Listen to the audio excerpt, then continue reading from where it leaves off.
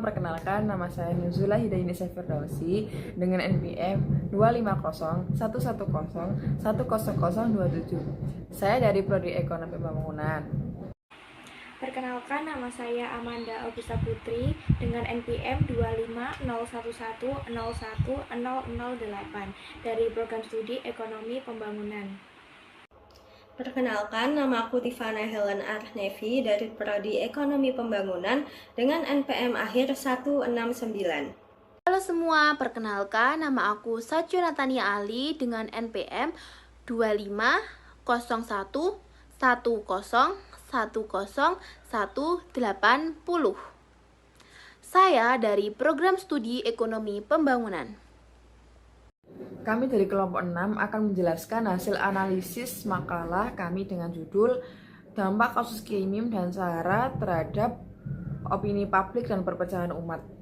Beliau ini adalah seorang dosen Malang yang berawal dari perebutan lahan dan masalah parkir.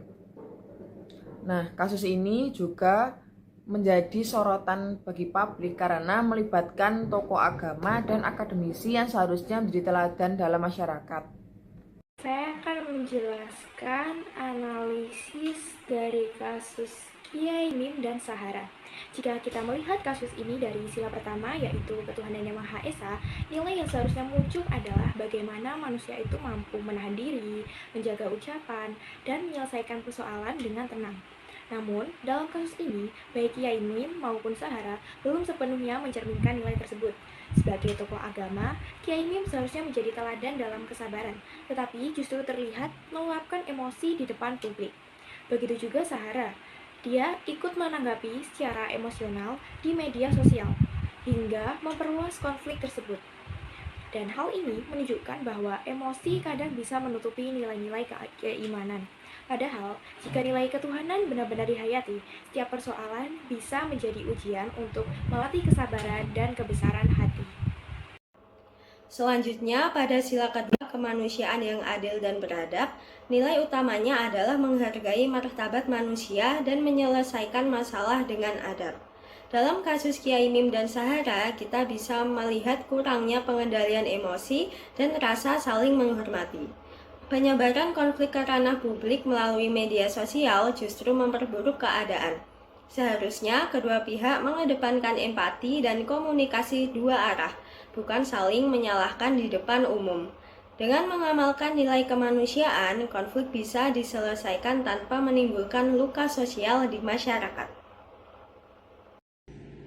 Sesuai tema yang kita angkat yaitu permasalahan Kiai Mim dan Sahara, di sini saya ada beberapa solusi yang sesuai dengan Pancasila sila keempat, yaitu yang pertama adalah bermusyawarah dan bermediasi secara terbuka yang melibatkan masyarakat dan lembaga hukum yang netral. Jadi maksudnya di sini adalah kita menyelesaikan masalah secara bersama-sama, tidak ada yang berpihak kepada Kiai Mim ataupun Sahara.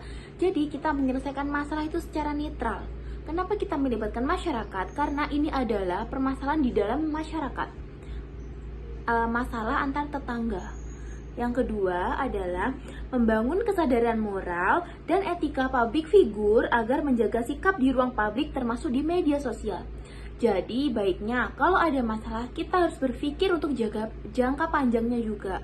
Untuk permasalahan yang bisa di publik atau yang tidak, kita harus bisa membedakannya. Karena kalau sudah kasus itu viral, kita juga akan terkena dampak sosialnya dari kasus tersebut. Jadi kita harus bisa memilah mana kasus yang baik untuk di-up, mana yang tidak. Jika bisa diselesaikan secara kekeluargaan, maka kita harus selesaikan secara kekeluargaan terlebih dahulu. Jangan untuk mementingkan ego kita dulu untuk kita up masalah ini, karena itu akan menimbulkan asumsi-asumsi baru dan tambah memperkeruh suasana dan masalah itu tidak akan kelar.